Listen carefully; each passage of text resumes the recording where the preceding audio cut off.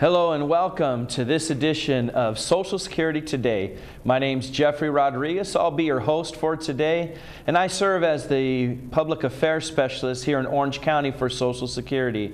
And it's great to be back with you. I hope that you've had a wonderful February, and we're back in March already. We're just marching through, no pun intended, just moving right on through these months of this year, 2016. And as we consider March for me is one of those important months. See, I enjoy, and don't kind of try to figure out if you're out the right channel or not, because although you see that Final Four sign behind me, it is not the sports edition. I'm not going to talk about sports directly, but indirectly, because I love basketball. I love especially college basketball. It's exciting. It's a lot of fun. It's a place that that's, if I have some extra time, that's what I'm going to do. I'm going to be watching some basketball this month of March. I already have and saw some good games, ones that go right down to the buzzer beaters, and I love those. But in relation to, and getting away, I said indirectly, so I won't spend much more time as far as March Madness goes, but moving from there and connecting that over into Social Security, I want to tie the two, and what I'd like to do is to share with you how Social Security, in a sense, has its Final Four, and those things that are important to you. So I want to take a look at those, and what we'll do is we'll start off, because there is a lot that goes into a competition or a sporting event like basketball. You got coaches, you got players, you have the crowd, you have referees, you have all these things and components that make up a basketball game or a sporting event. And so I want to take a look at what are maybe those four things, and I'll just share four. In reality, I could have made a list of maybe 100 things that I could share with you that are equally probably just as important as one as the other. But I kind of picked out, and we're going to deal with four things. So we'll take a look at those as far as how you can pick some winning combinations in order to get through specifically this month of March, but overall, just in general when it comes to Social Security. And so the first one that I'll touch on is online services. Online services. And if you've ever heard me speak or you've watched the show before, you know I kind of start with this. I tie it in somehow because it's that important. It really is. What we offer as far as our My Social Security account and setting that up for you is just, I can't even explain how this portal is really going to be the avenue at which you communicate with Social Security, especially in the future. Right now, it already has significant importance in that prior to setting up benefits, when you do the My Social Security account, you're looking at being able to set up or look rather at your earnings record, things that are going to affect you when you're ready, and those factors that you need to determine when is the best time for me to set up benefits. How do I know that I'm qualified for benefits? Those types of things. It's really through the online services, specifically the My Social Security account. So if you have not set up a My Social Security account, I can't urge you enough. I don't know how else to really say, please, please, please, set up your My Social Security account. Get connected to your information, to those things that you can either view ahead of time in setting up your Social Security, taking a look at preparing for retirement, or even Medicare once you hit that age 65. We'll talk a little bit about that today.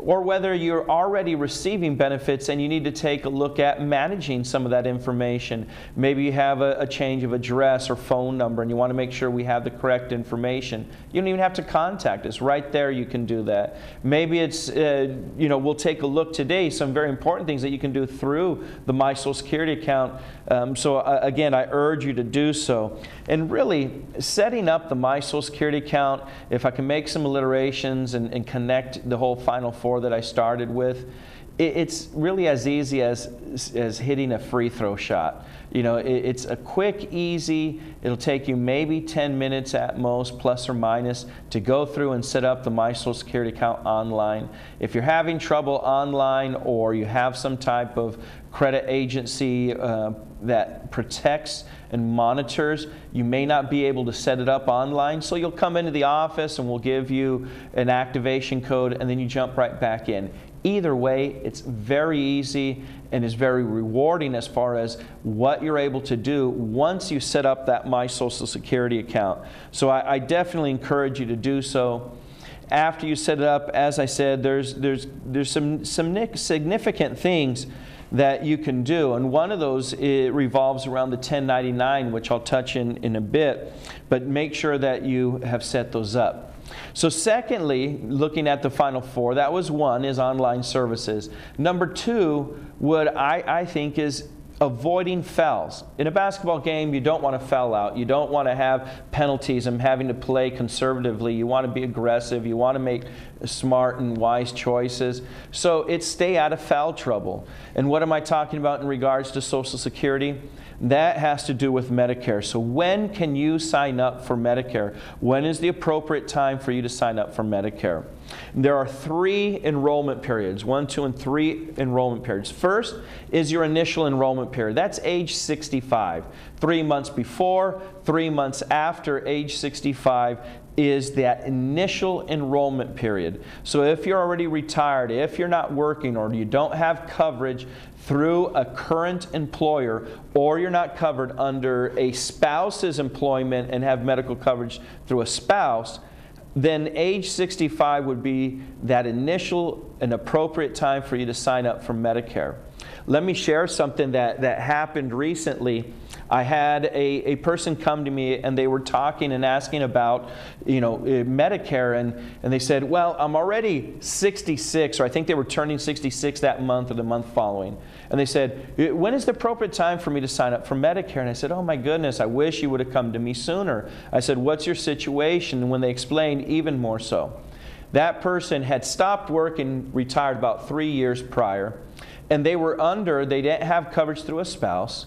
So they were under the ACA, the Affordable Care Act. So they had chosen the Affordable Care Act, were receiving the medical coverage through ACA, had turned 65, either ignored some of the letters that maybe were out there or didn't understand and did not sign up during that initial enrollment for Medicare. So the time went by, and this was in the fall of, matter of fact, of last year, right at about August or September. So this person had turned 65, I believe their birthday was like in May, if I remember right. So I look at the scenario and I say, oh my goodness, this is what's going to happen. You are not in an enrollment period initial or a special enrollment, which is if you're covered under an employer and you've already turned 65, you're past age 65.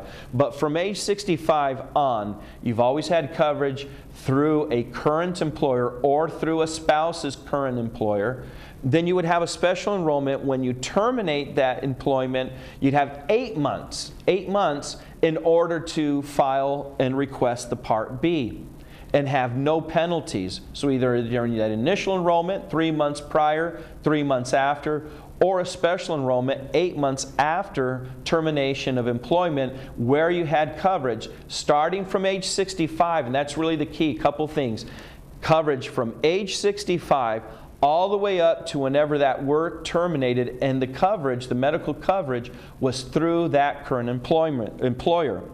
So I told this person, I said, oh my goodness, you don't have initial, you don't have special enrollment. So what you have to do is when this new year comes, January through March, you're going to need to file for the Medicare Part B. When you do so, you're going to be what's called general enrollment. You're going to be in general enrollment. And that general enrollment will take you all the way through. You have to sign up January 1st through March 31st during that period of time. Once you do so, it won't be effective until July. It's going to be effective way down the line in July. So that person was going to go from when they turned 65, May, through May of this year, with no coverage through an employer, which means they had 12 months of uncovered acceptable coverage. So that person is going to have a 10% Part B premium penalty for the rest of their life. Let me say that again. This is a huge foul. Whistle blown. Judge already said this is it. We've already looked at the rules and this is it. This person, because they went 12 months without medical coverage, under a current employer or a spouse's current employment for over 12 months, that period of time will give them 10%. Each 12-month period, say this person had waited till 67 before asking, they would have had 20 or 30% penalty premium on top of Part B for the rest of their life. So this person is going to always pay that, and remember, I should have not committed the foul. You need to make sure that whatever your correct enrollment period is, that you do so. Right now, if you say you fall into that same scenario where you didn't realize, and maybe you had ACA or you didn't even take a coverage, and you're 65 already, and you're looking back going, oh my goodness, I didn't sign up, I didn't realize, I didn't think I needed it. Understand that to avoid that foul, you should have signed up at age 65 or under your special enrollment. But the good thing is that currently, right now, if you heard this and this is your scenario, you still have time to enroll under the general enrollment. You won't be effective until July of this year, but you would avoid any other penalties if you would have one at this time. So I encourage you to make sure, go on to our website, take a look at all the Medicare information, understand it well. There's a lot to know about Medicare, and it's very complex. That's where I always encourage people to go back and to sit down with a high-cap specialist, sit down and listen to their roadmap to Medicare, a 2-hour program, the end of Wednesday each month, the last Wednesday of each month, and then the last Saturday of each month. Contact your local high-cap. I know that here in the Senior Center, there is a high-cap specialist that comes in. Talk to them, or call high-cap directly. For Orange County, it's under the Council of Aging. You could go to coaoc.org and look up their information. So once again, avoid those fouls that you don't need to commit, that you don't want to do. The third thing that we'll look at in regards to Social Security, Final Four, our third thing here that I want to share with you that's very important, and this is the point about other Social Security benefits. Other Social Security benefits. Normally, when people think of Social Security, they think of one of two things. They think of retirement benefits, and rightfully so.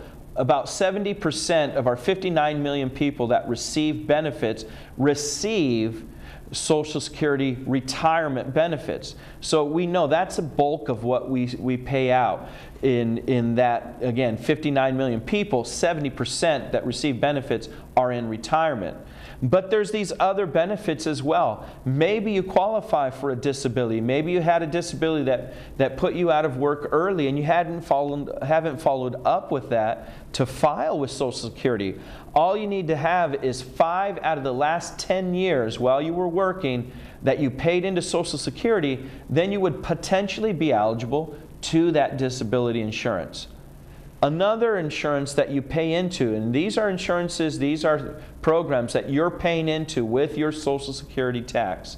The other is survivor's insurance. With survivor's insurance, if you predecease your spouse, or if you go on and you leave young children under the age of 18, or an adult child that's disabled prior to age 22, then those children or that spouse may be eligible to survivor's benefits.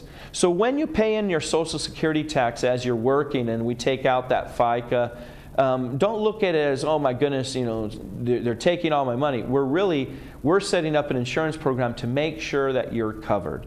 Not only is it retirement, not only is it Medicare, so you have medical insurances that most people are going to take advantage of, but there's some additional insurances there. As I said, there's disability and survivors. 4 things, as I call them, the big 4, that you're paying into. Now, I would hope that no one ever has to truly use disability insurance. That would be a difficult and very strenuous time for a family. But if you do get into that situation or that scenario, then you know that potentially you could be eligible. And again, or survivors. Not that we desire that someone dies so that their family can receive benefits, by no means. But it is nice to be able to sit down with a widow or a widower, or especially if they have young children, and to explain, well, here's what we're financially going to be able to do and the benefits that we're going to be able to provide. Because your spouse had paid into Social Security, you're going to obtain, maybe that 100% or a fraction thereof, maybe reduced a little bit, but you're going to be able to receive, that 100% of their primary insured amount, meaning their full retirement age amount. Their children would be able to receive 75% in the survivor's benefit. And so there is some sense of at least being able to do something to help that person through a very difficult time.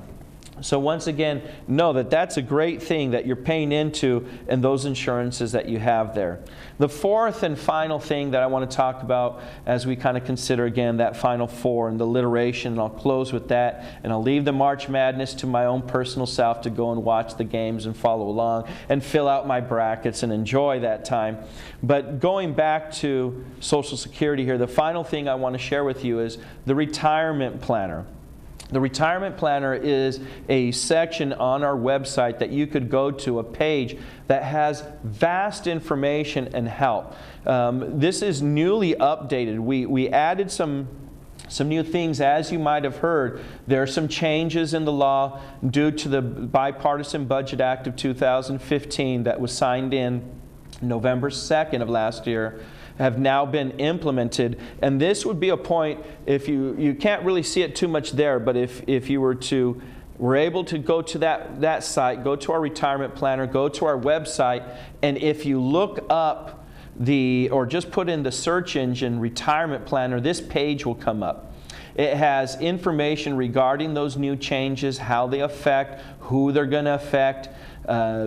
So I would say definitely look at that. If maybe one of the strategies you are going to use is doing this file and suspend, what a lot of people call file and suspend, then you need to look at that page and see, am I going to be qualified underneath that? Because there's actions that the primary number holder would have to do prior to April 30th. So you want to read up. Have I taken those actions? And I'll talk a little bit about this in our next program in April, where I'll go back through and I'll kind of lay it out a little bit more clear so that anyone that has not done so by that point truly makes a decision, if they need to take action.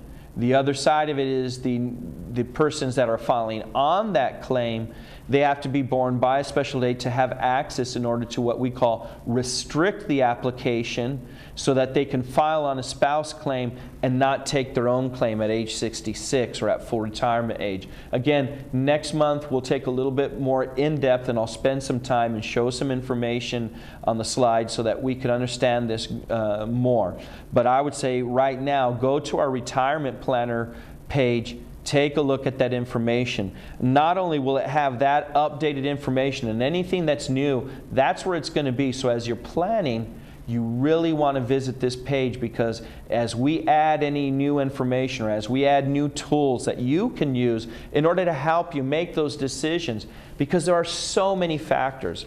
I just gave a presentation the other night, and I was talking to a group, and it was a very diverse group. Age-wise, gender, everything. It was just a very diverse group, and they had fantastic questions. I enjoyed that presentation because it really came through that the people that were there, again, this was at 7 o'clock at night, so the people that made the effort to go, they weren't forced. There was a little over 100 people. It was a great event, and by doing so, they came out with great questions asking, what about this factor? What about that? And what I try to tell them is, that's just one of the many factors. There are so many factors and things that you have to consider when you're going to select, when you make that decision, what is the best time for me to file retirement?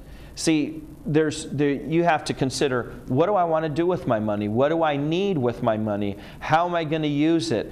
What about my family situation? What's best for my family? What about my longevity? What about my health? All these factors that you start to need to balance and figure out, give priority. What takes priority? If you know that you're not in good health, or your family history, there isn't that longevity, then maybe you're looking at taking it reduced, or you're taking it right at full retirement age. You're not going to allow it to go through that delayed retirement credit. So many factors, in this page, the retirement planner, I think has just some fantastic tools, estimators, and other information that you maybe have not considered when you're determining, or things that when you're laying out your pros and your cons on when is the best for you as an individual. This is another area, and before I kind of get sidetracked or go to another topic here, when you're determining, if you've already gone onto our website, and there is some great information, this web page, the retirement planner, other things that you're going to use, tools. When you've done so, you've already made the best effort towards and preparation of trying to figure out what's best for you. What is in your best interest, what you want to do with it. See, I can't tell you and sit here and say, everyone should wait for delayed retirement credit. That would be, for me, that would be wrong. I could not try to lead someone. I'd be very misleading to say, hey, this is the best way, or this is the best choice you can make, because I don't know what you want to do. I don't know what your plans are for retirement. I don't know your financial situation. And see, neither does anyone else. And so you may sit with some friends or family members or co-workers, and they start talking about retirement. Oh, this is the best time. I talked to my financial planner. I talked to, maybe they even came to me and got information. I talked to Mr. Rodriguez, and I talked to Jeff, and he told me this. Or I went into the office and I talked to a claims representative, and this is the best way. Really, what they're saying is that's the best way for them.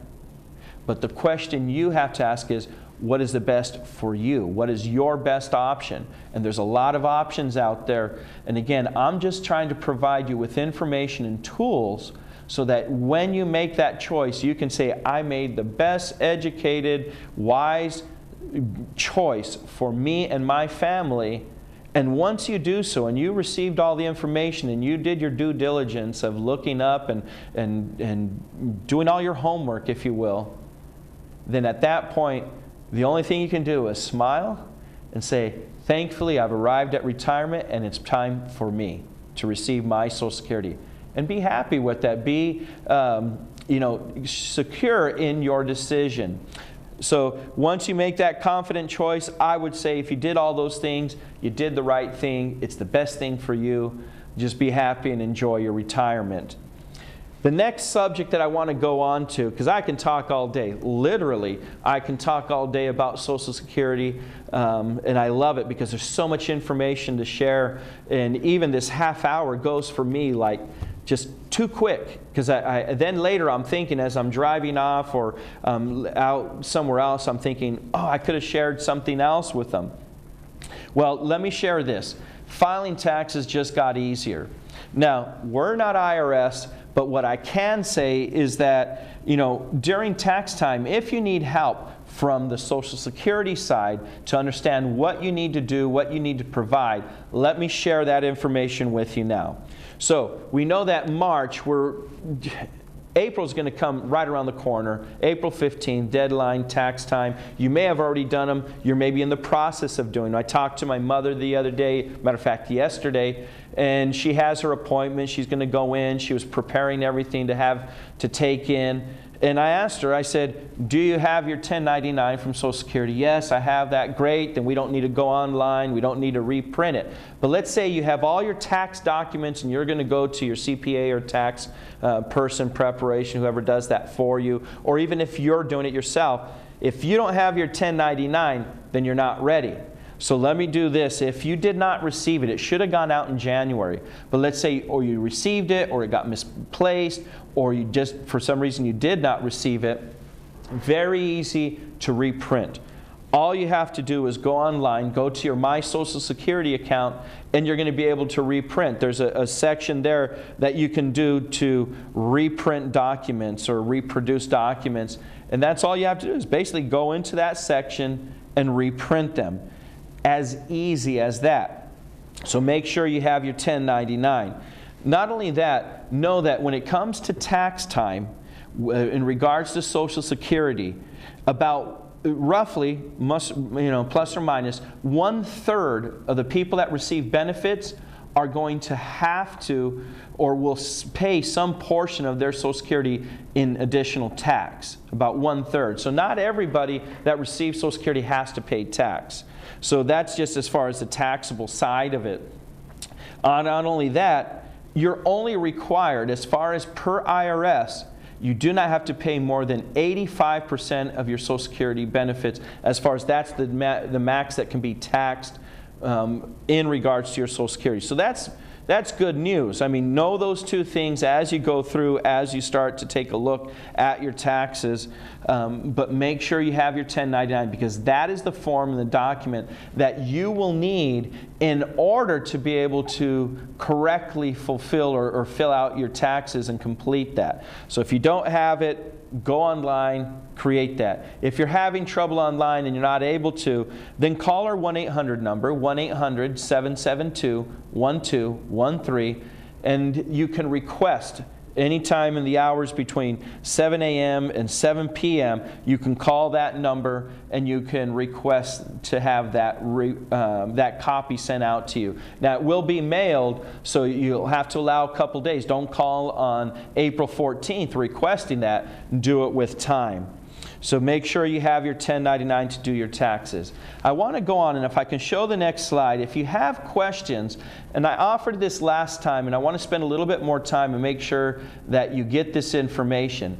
We do this Q&A, this question and answer, towards the end of the session, and I want to make sure if you have any questions that you'd like me to cover during this session, please, there is my email, jeffrey.rodriguez@ssa.gov. Or if you prefer to send me a letter and you want to send me and ask a question, or for whatever reason, you can also regular mail. Send it to my attention, Jeffrey Rodriguez. You can send it to Social Security Administration. And I'm out of the Santa Ana office, so that address is 1851 East 1st Street, number 500 or Suite 500, Santa Ana, California, 92705. So if you have a question, please, I would love to answer your specific questions in a general nature. I would still protect your privacy. Even if you offered some of that information, I would protect that. But I'd love to answer questions that are more relevant and specific to all of your needs. So if you have something, please let me answer those questions. So I'm going to ask one question. We have time only for one today, and I'm going to do this. What if you're retiring early at age 62 and you have some type of investment income that you receive from rental property that you own?